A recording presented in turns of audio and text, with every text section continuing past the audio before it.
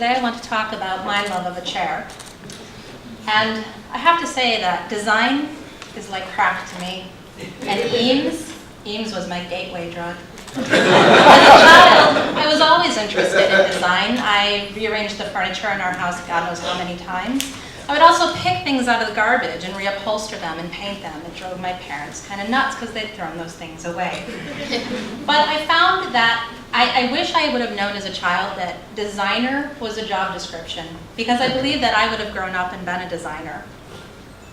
I believe that design matters, and the reason I'm speaking about Ray and Charles Eames is because at some point in your life you may not even notice it, but you have interacted with them. And that is because at some point your ass has been in one of their chairs. They're everywhere. Ray and Charles Eames were a husband and wife design duo, and they married in 1941 and worked together until Charles' death in 1978. It's important to note that they were a husband and wife. In fact, most people thought that they were brothers. They created many different things, not just furniture, architecture, innovation, education, and even marketing.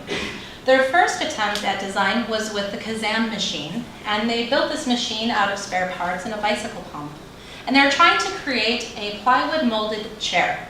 Unfortunately, the Kazam machine had the ability to occasionally explode and blow out all of the lights in their apartment complex. It was also difficult because you could only make one chair at a time, which meant that from a production standpoint, it was kind of challenging. Also, the chair was difficult because of the stress that it would break in the back.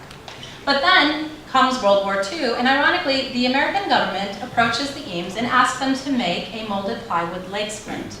Keep in mind that leg splints were made out of metal at this time and were quite uncomfortable and painful. At that time, they were able to create the production techniques that they needed. I want to touch on the fact that Ray is an integral part of this design team. She was an artist, a painter, and a designer in her own right. Occasionally, Charles overshines her. Come the end of World War II, in 1945, starts a relationship that exists to this day. Herman Miller, in fact, still creates Eames chairs and Eames furniture. That began the production technique for the plywood molded chair.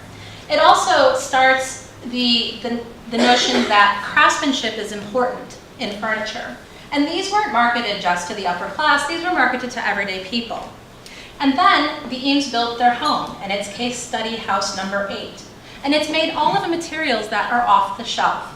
And while the architecture was Eero Saarinen, who's very important and famous and whatnot, it was a very livable space. Most people think mid-century modern is very cold, and it's not a place that you want to be. I think what also makes Eames important is that they believed in craftsmanship and American design, and they pushed the envelope in many occasions and created things that weren't available that day. For example, at the American exhibition in Moscow, they were asked to create a film about what is America. They had 7 screens and a film running with different clips on all of these screens, something that wasn't quite done at this time. They pushed the envelope even further, and at the IBM Pavilion at the World's Fair, they had 22 screens and a live narrator. In fact, the live narration was so challenging that the gentleman who was supposed to originally narrate passed out because he was dizzy, and Charles had to take his place. I included this picture because, as I said, at some point in time, he has sat in one of their chairs, and these are at O'Hare International Airport. I believe that Eames is important, and in fact, it's been elevated to a level of art. This is a chair that's been made out of paper. And I'm sorry, I forgot the name of the leg molds. They're actually used as art these days. And in fact, if anyone has one, I'll take one, please.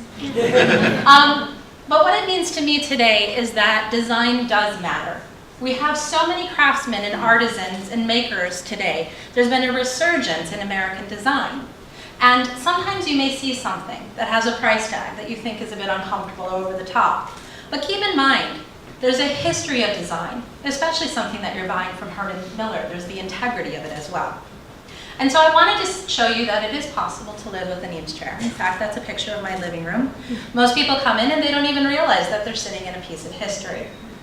And so my living room tells a story. It tells the story of my life and my family's history. And it also tells the story of mid-century modern design. And so I ask, what does your space say about you? Thank you.